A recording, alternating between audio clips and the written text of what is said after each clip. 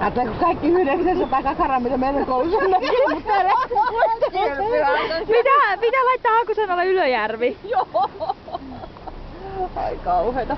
Tää on muuten Kato Negro, tää meidän kylpyankka. Ei kai sä oikeesti näe videota. En, Sä vaan paina nappia.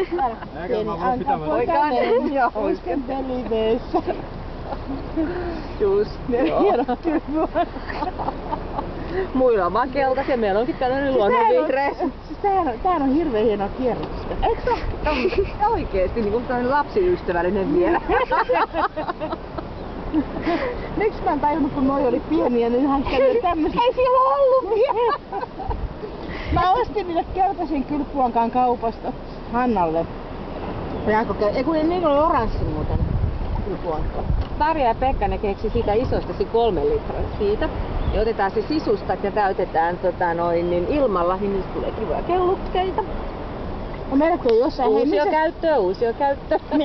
Olis ne niissä vampyyripileissä, kun meillä oli meillä oli hienosti ne oli mustat jätesäkit keittiön pöydällä. Noita oli nämä kaikki